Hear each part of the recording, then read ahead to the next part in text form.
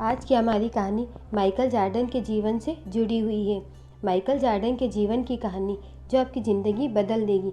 Michael Jordan का जन्म सन 1963 में ब्रुकलिन की झुग्गी झोपड़ियों में हुआ था। पिता मजदूरी करते थे। माइकल जॉर्डन का बचपन गरीबी और भेदभावपूर्ण वातावरण में गुजरा। जब माइकल जॉर्डन 13 वर्ष के थे तो उनके पिता ने उन्हें पुराना टी शर्ट दिया और पूछा, इस टी शर्ट की कीमत क्या होगी? जॉर्डन ने जवाब दिया, शायद $1। पिता ने फिर कहा, क्या तुम इसे $2 में बेच सकते हो? यदि तुम ऐसा कर पाते हो तो मैं समझूंगा कि तुमने अपने मम्मी और पापा की मदद की है। जॉर्डन ने सिर हिलाया और बोला, मैं कोशिश करूंगा। जॉर्डन ने टी शर्ट को सावधानी से धोया और फिर धूप में सूखने के लिए डाल दिया। अगले दिन वो टी शर्ट को बेचने के लिए एक व्यस्त स्टेशन पर गया। वहाँ 6 घंटे से अधिक समय तक बेचने की कोशिश की।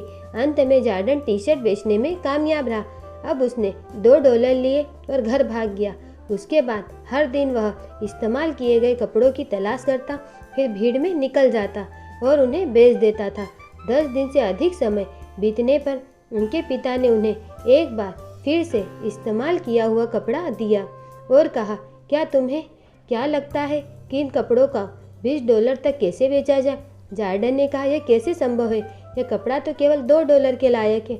उसके पिता ने फिर से प्रेरित करते हुए कहा, तुम एक बार आजमा कर क्यों नहीं देखते? कुछ न कुछ रास्ता तो होना ही चाहिए। आखिर में माइकल जॉर्डन को एक आइडिया आया। उसने अपने चचेरे भाई से उस कपड़े पर डोनाल्ड डक और शरारती मिक्की माउस का फोटो बनवा लिया। फिर उसने एक अमीर बच्चों के स्कूल में इसे बेचने की कोशिश की। जल्द ही एक नौकर जो अपने मालिक के बच्चे को लेने आया, उसने अपने मालिक के बच्चे के लिए वो कपड़ा खरीद लिया। छोटे 10 वर्षीय बच्चे को वो कपड़ा बहुत पसंद आया, इसलिए उसने जॉर्डन को $5 की टिप भी दी। जॉर्डन के लिए $25 की रकम बहुत बड़ी थी, क्योंकि उसके पिता को 1 महीने के वेतन के बराबर थी। जॉर्डन घर पर पहुंचा तो उसके पिता ने उसे एक और कपड़ा दिया और कहा, क्या तुम इसे $200 में बेच सकते हो?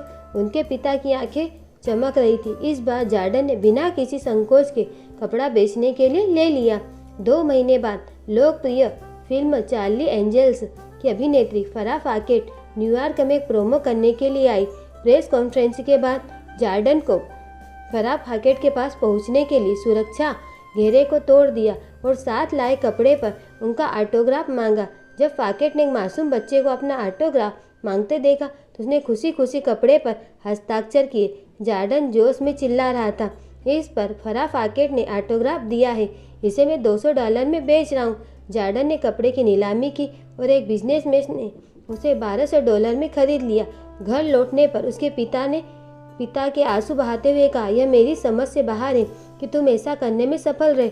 मेरे बच्चे, तुम बहुत महान हो। उस रात जॉर्डन अपने पिता के साथ सोया था। सोते हुए पिता ने पूछा, बेटा, तुमको जो 3 कपड़े मैंने दिए हैं उनको बेचने का अनुभव क्या रहा? जॉर्डन ने भावुक होकर उत्तर दिया, जो दिमाग सोच सकता है उस तक पहुंचने का रास्ता भी कहीं ना कहीं जरूर होता है। उसके पिता ने सिर हिलाया और कहा, तुम जो कर रहे हो वो सही है। मैं तुमको यह बताना चाहता था कि $1 के लायक कपड़े की कीमत भी हजारों डॉलर में हो सकती है। उसी प्रकार हो सकता है कि अभी हम गरीब हैं, हमारी हालात ठीक नहीं है, हम इन्हें सुधार सकते हैं। यह इस सब बात पर निर्भर है कि हम उन क्षमताओं का उपयोग कैसे करते हैं कि जो हम में से हर एक इंसान में मौजूद है।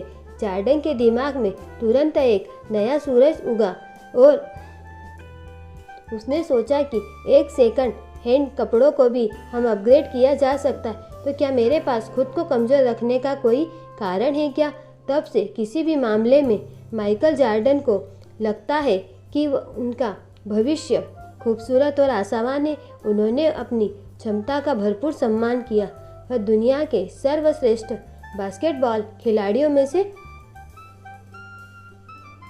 से एक बन गए और सबसे अमीर एथलीटों में से एक बन गए। कहानी कैसी लगी है कमेंट में हमें ज़रूर बताएं और प्लीज़ लाइक एंड सब्सक्राइब जरूर करें। धन्यवाद।